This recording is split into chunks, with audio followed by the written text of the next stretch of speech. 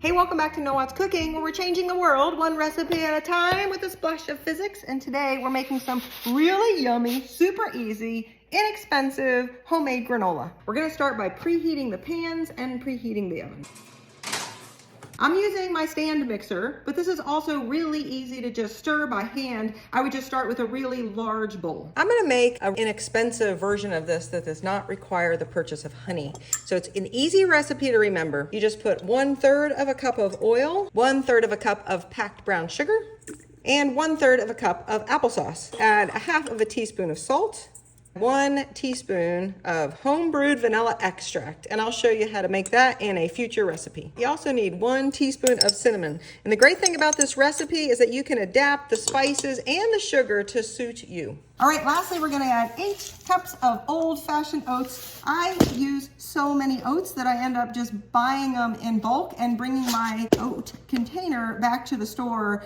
If you just put the tare weight on the lid, they can subtract the weight of the container, and then you just keep reusing this and avoid single-use packaging.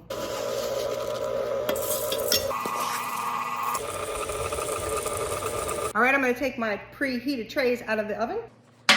And I'm just gonna put 1/2 of the granola in each pan, making sure to get every last morsel. Okay, and then I'm just gonna spread the granola out and put these in the oven. I usually cook it for about 15 to 18 minutes in a 375-degree convection oven. So I stir it twice in that time. I usually put it in for about 7 minutes, give it a stir, and then put it back in and switch the order of the pans from top to bottom. Cook it for another 6 minutes, take it out and stir it, and then have it in for about another 3 to 5 minutes. Convection ovens are more efficient than standard ovens because they work not only by the conduction of air to the food, but also by convection because it circulates hot air around the food, which improves the heat transfer rate and therefore reduces the amount of time your food takes to cook. The other advantage to making my own oats is the cost. It's so inexpensive. Also, making your own granola is a great way to incorporate more whole grains. Another really great sustainability hack is that granola is perfect for a passive oven. In other words, say you made dinner and you pulled your dinner out and you're all done and you have a nice hot oven and you're gonna turn it off. There's so much residual energy in there that can cook for us passively as the oven naturally cools off. So when you take your dinner out, just have a batch of granola sitting there. It literally takes 5 minutes to pull a batch of granola together. Stick it in the oven and turn the oven off.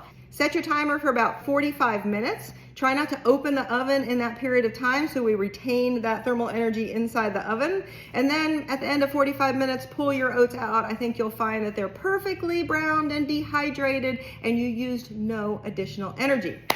Way to go. All right, that's all there is to it. Once it's cooled down, I just like to dump it into an airtight container. All right, we got to give it a little bit of a try. I'm going to serve it on some of this yogurt that I made in my Instant Pot. It is so delicious. I will definitely be showing you how to do that soon. A little bit of granola.